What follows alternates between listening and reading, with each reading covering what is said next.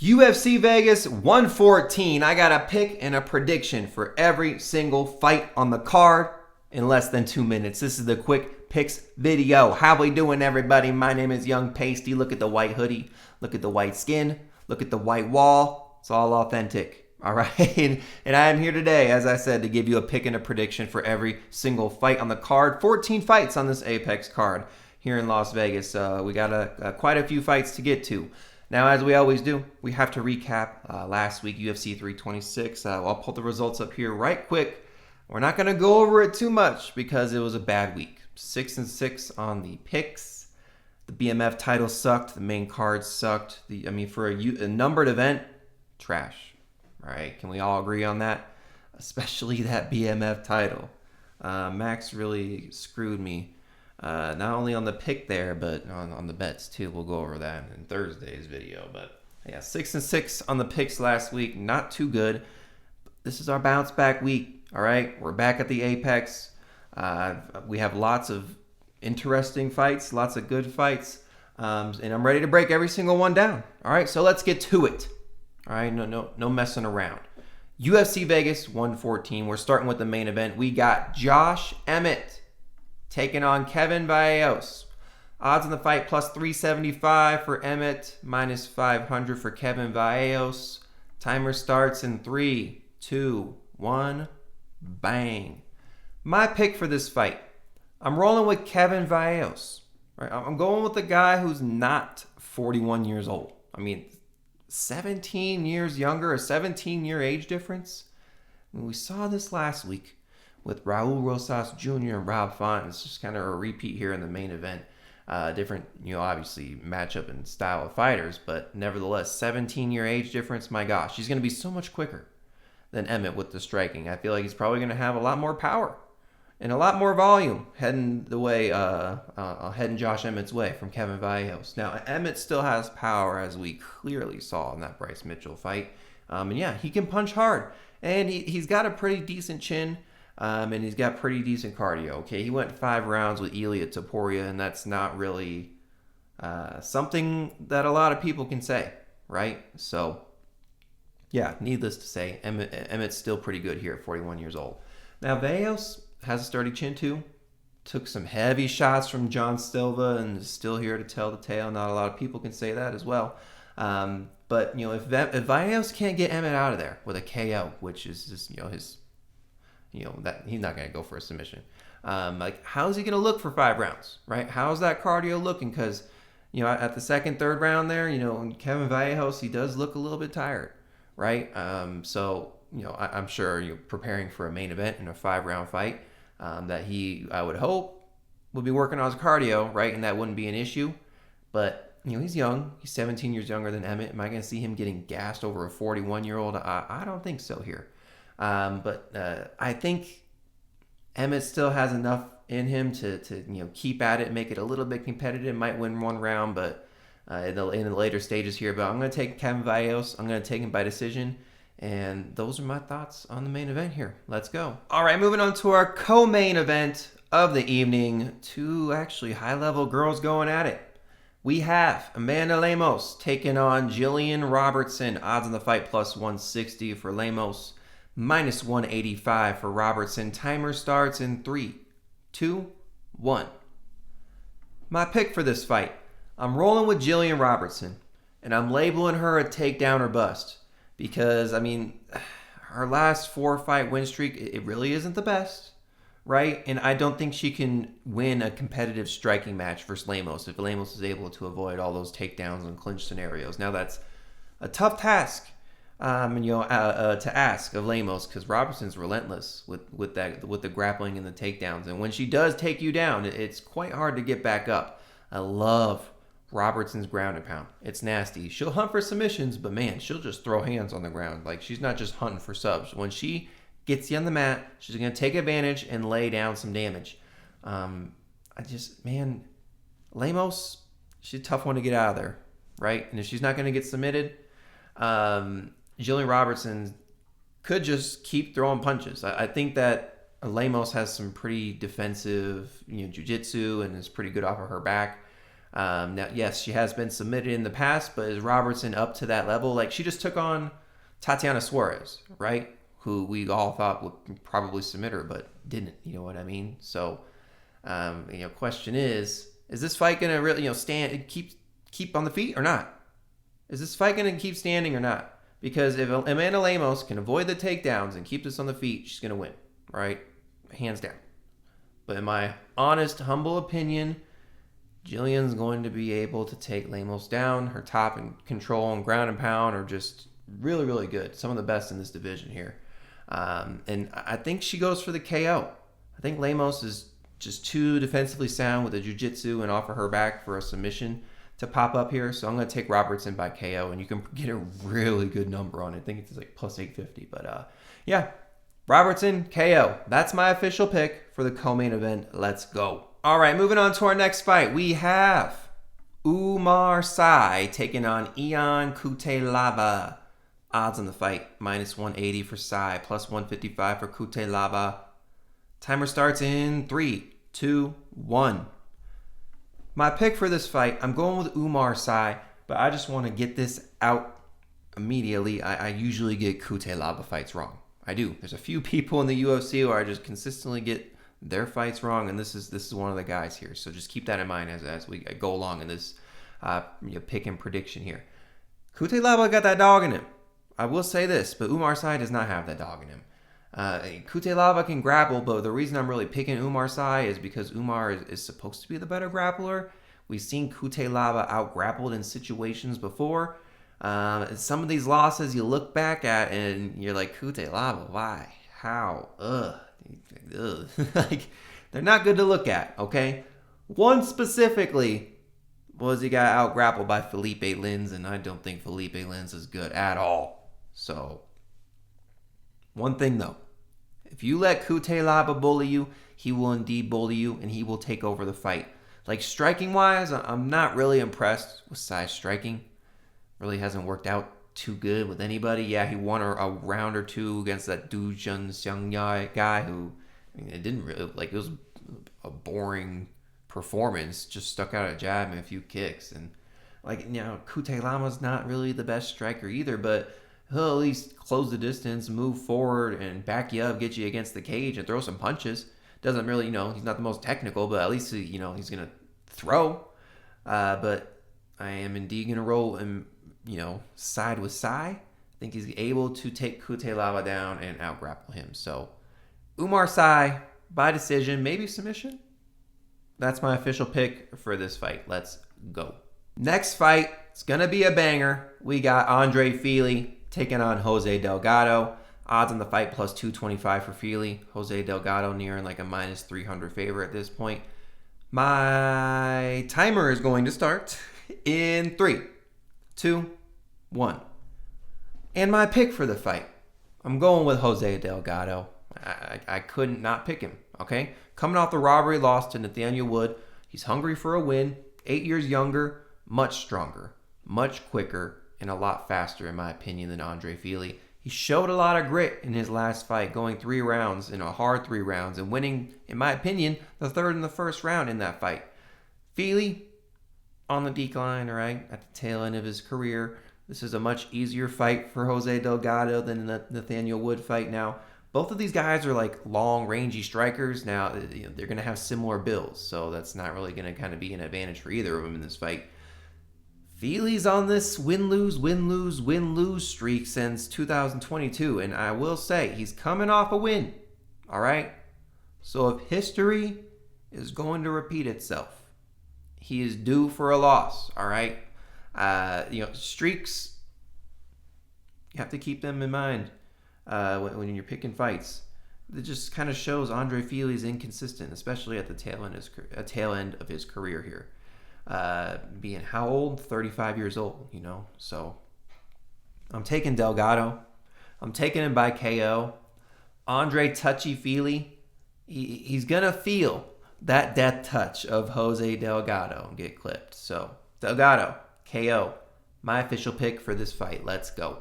Moving on to our next fight on the main card, which, how the hell did this get on the main card? Somebody tell me, because I don't think it's main card worthy at all, even at the Apex, all right?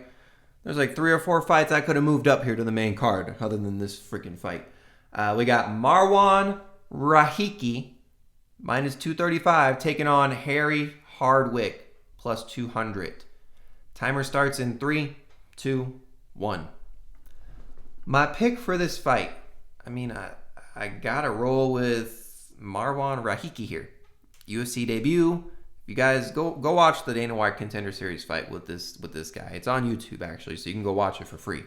Has some of the most insane recoverability I've ever seen in my life. I mean, he probably got knocked out 5 times in his Dana White Contender Series fight. Defense is not that good, okay? And I'm over here crapping on him. Why am I picking him? Did you guys see the Harry Hardwick fight against Cowboy Fernandez? In the first round, he gets KO'd by leg kicks. In the first round. Hardwick is getting wheelchaired out of the building. Embarrassing. Low level. Cage Warriors guy. I don't know. I just don't think he's that impressive. Okay? I think he's got pillow hands. Okay? Harry Hardwick has pillow hands.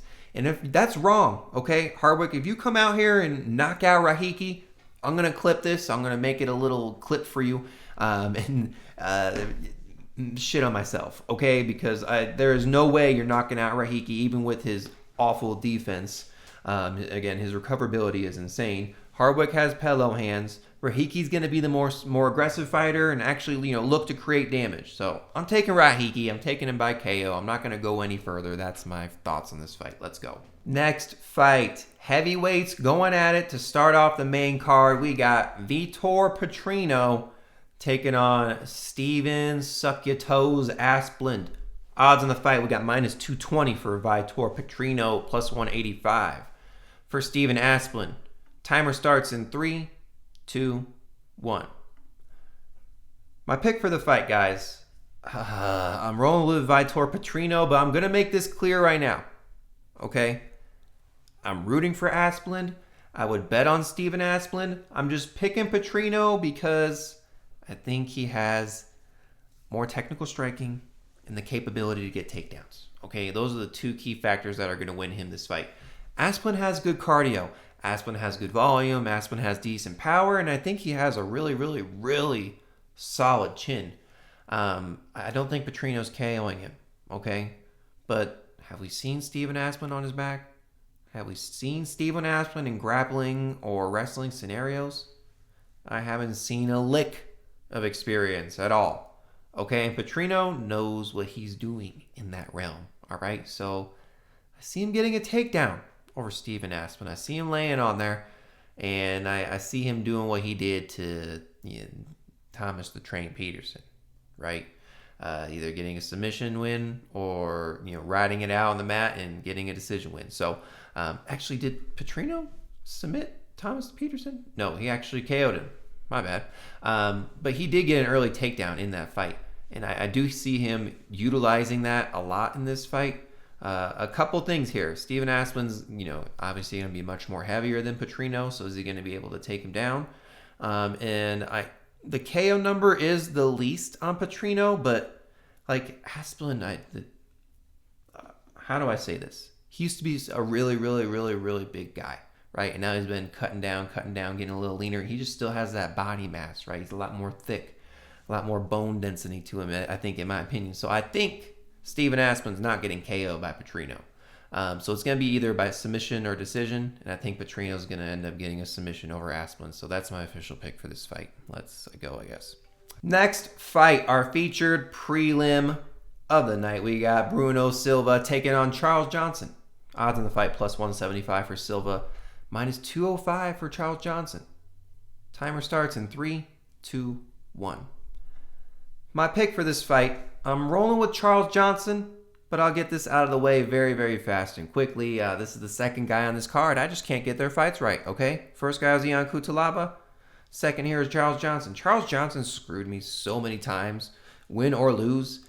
He's a nice guy, but I got hate for him in the betting realm, okay? So, like last time, what the hell was that performance versus Perez? What was it? That was one of the worst things I've ever seen from you.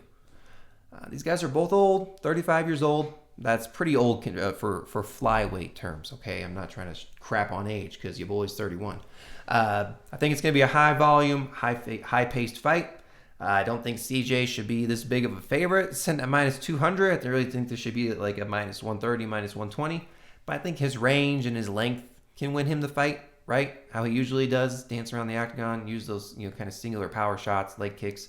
Win kind of a point fight. So Bruno Silva's a little short, harder for him to close distance. What's the reach disadvantage? I think it's pretty notable. It's only 4 inches, but he's small. Bruno Silva's 5'4". Charles Johnson's 5'9", so he's got a much bigger and longer frame. So I'll take Charles Johnson. I'm taking by a decision. Not too confident in it. That's my official pick. Let's go. All right, moving on to our next fight. We got Brad Tavares taking on ya boy Eric Anders. Odds on the fight, minus 135 for Tavares, plus 115 for Anders. I think it's Anders. Timer starts in 3, 2, 1. My pick for this fight, I'm rolling with Eric Anders. I give Anders the power edge. I give him the edge in the clinch. And I give him the edge in wrestling. All right, Tavares, he's playing this point playing style, right? He's trying to win decisions, and is the power going to overcome Tavares' point-playing style? I think so. Last fight, Brychek fucked him up, dude, and on multiple occasions. And I think Anders is going to do that in this fight. I think he's going to hit him with a lot of big shots. I think he's going to hold him in the clinch a lot. I think he's going to use takedowns and wrestling to his advantage. Anders is a lot more bigger and physical than Tavares. They're both 38 years old. It's a southpaw versus orthodox, which, it's something to note, but I don't think it's going to make too big of a difference in this fight. I don't think either of them are going to take advantage of that opportunity there. But I'll take Anders. I'll take Anders in this fight. I'll take the KO is live. The KO is live for sure, but I'm going to say he wins by a decision. Just having the bigger moments from round to round, and then winning minutes by holding him in the clinch and maybe getting takedowns. Brad Tavares' point-playing style, it just, it's not going to work against Anders, in my opinion. Anders isn't just going to sit there and take all these shots. And people are low on Anders after that KO loss to CLD. But let's be honest, man. Is CLD going to knock out Brad Tavares? Yeah, he's going to do the same exact thing. So, Anders, by decision, that's my official pick for this fight. Let's go. All right, moving on to our next fight. We got Chris Curtis taking on Mikdebek Orolbai. Odds on the fight, plus 190 for Chris Curtis, minus 225 for Orolbai. Timer starts in 3, 2, 1. My pick for this fight, I'm going with Mikdebek Orolbai. And he's a cheater, all right? I'm going to straight up say it. This dude's a cheater. And you got to back cheaters in the UFC because they usually win, right? This could be a fun fight. It could be a fun fight. I think Chris Curtis is a better striker, even though he absorbs lots of strikes. I think Curtis has the power edge. But my issue with this fight, guys, and picking Chris Curtis is that he's been only going against strikers only, right? And a lot of his losses in the UFC, he's had a grappling disadvantage, and that's really been the key to him losing, right? So if Orolbai can get takedowns, I think that's his path to victory here.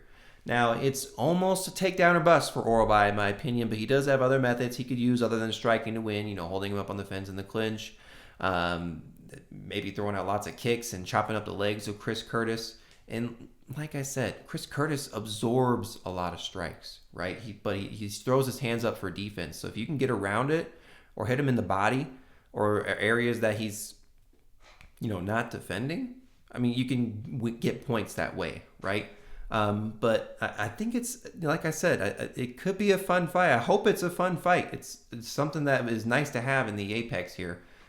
Sometimes Chris Curtis fights can be a little bit of a doozy or a little bit of a stinker here, but not on the Orolbai side, right? He definitely brings some flair and some fire into the octagon. So I'll take Orolbai. And I'll take him by KO, man. I think he can get Chris Curtis to the ground and get some ground and pound in, beat him up on the ground there, and get a stoppage. Orolbai by KO. That's my official pick for this fight. Let's go. Moving on to our next fight, we got Balaji Oki taking on Manuel Sosa. Odds on the fight plus 285 for Oki and minus 350 for Sosa. Timer starts in 3, 2, 1.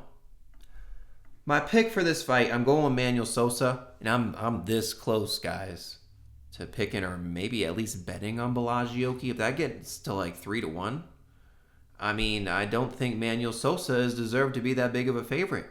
I understand he probably has the grappling advantage over Oki, even though he got his ass out-grappled on Dana White Contender Series for the first 2 rounds.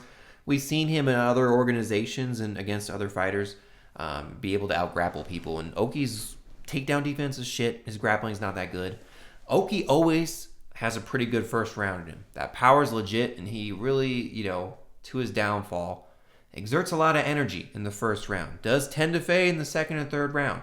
And I think Manuel Sosa can get takedowns in the later rounds and end up getting a submission. Like second round or third round submission by Sosa, I think is so live here. Because again, you look at Vallejos' fights, he comes out like a hot. All right, he comes out looking good. He just can't keep up that pace the whole fight. You see the frame of his body. I mean, dude's a physical specimen. Dude's humongous, right? But Manuel Sosa, has talents and better abilities in other areas than Oki. So as long as he can kind of weather the storm of the first round, I think he can win in the second or third round. And we've seen Sosa come back after being down and beat up before. So yeah, Manuel Sosa by submission, second or third round. I think it's super duper live, and that's what I'm gonna roll with here. Sosa by submission. It's my official pick. Let's go. Moving on to our next fight, we got Luan Lacerda taking on Hecker Sosa. Odds on the fight plus 195 for Lacerda, minus 230 for Sosa. Timer starts in 3, 2, 1. My pick for this fight, I'm going to roll with Sosa.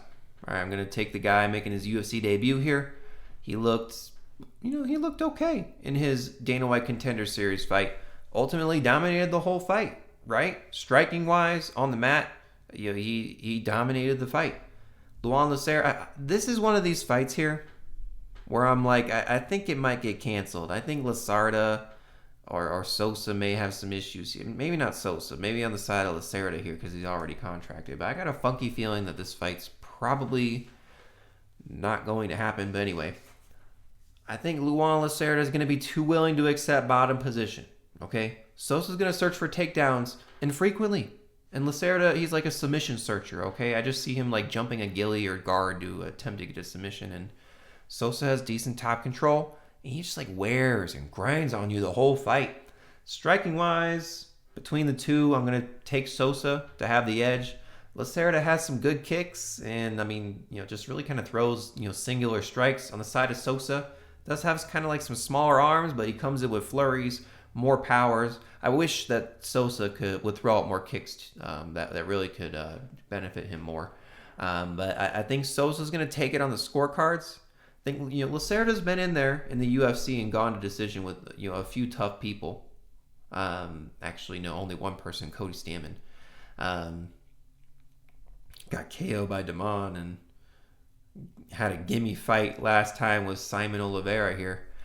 But yeah, I'm going to take Hecker Sosa. I'm going to take him by decision. And I'm going to clip this myself. I don't think this fight's going to happen. I think Lacerda is going to pull out for some weird reason. Either weight cut issues, injury, something. So, Sosa by decision, my official pick. Let's go.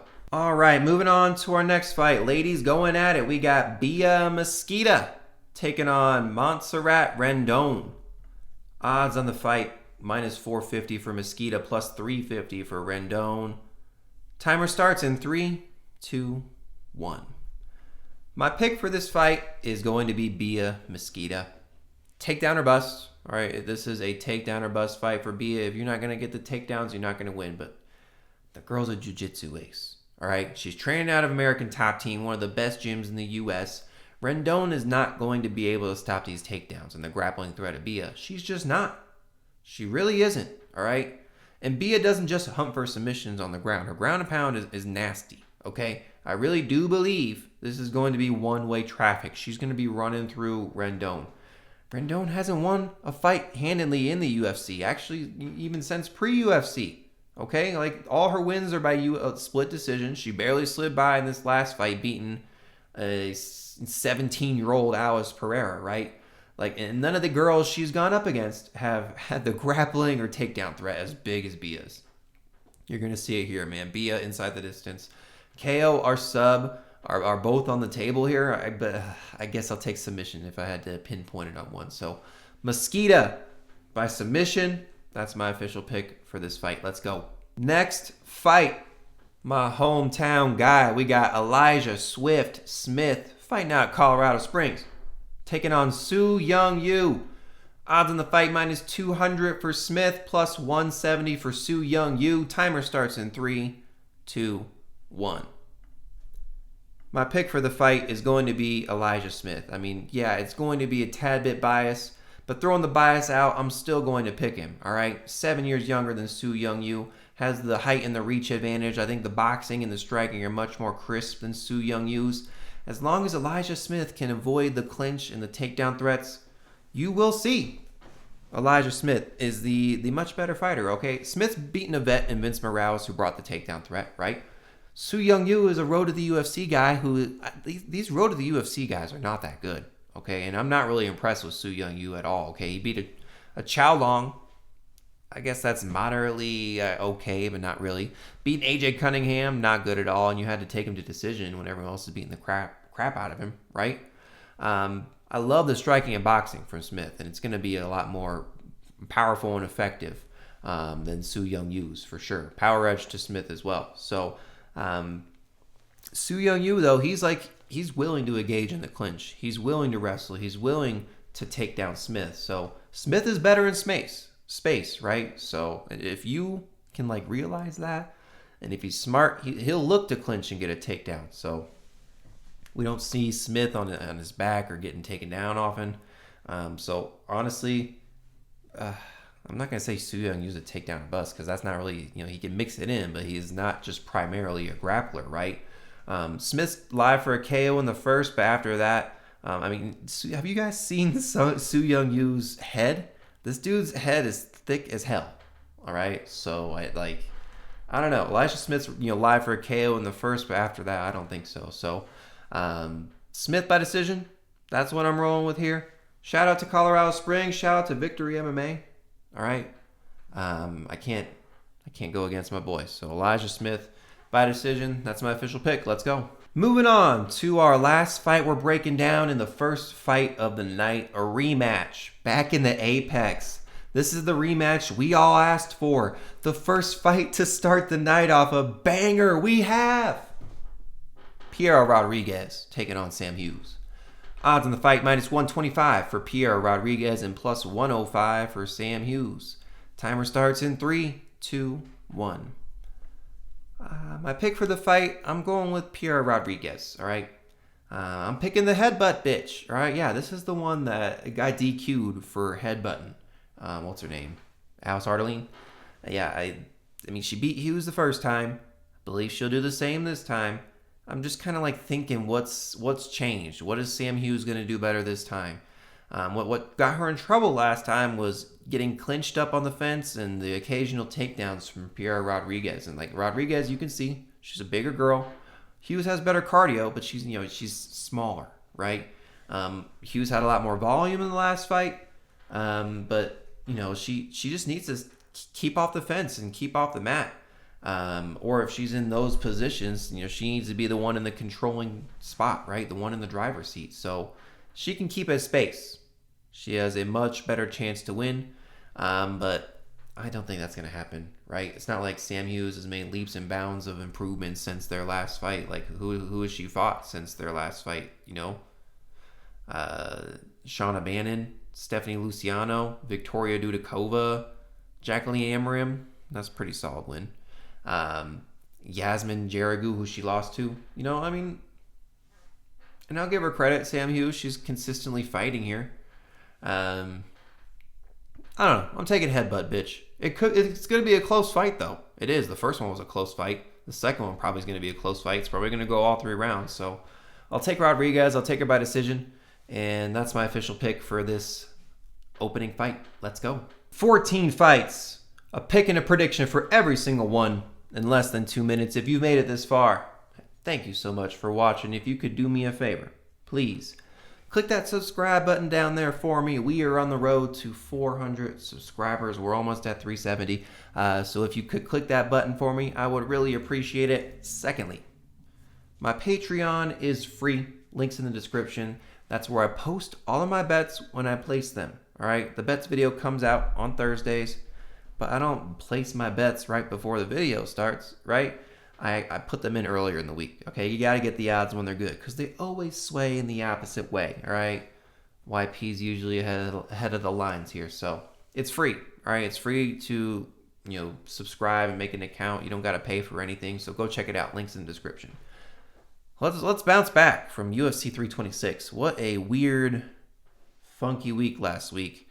We're back at the Apex, which could mean we have another funky week. But I think we got some good looks here for the picks and the bets. So, Young Pasty, widest in the land, out. Let's go.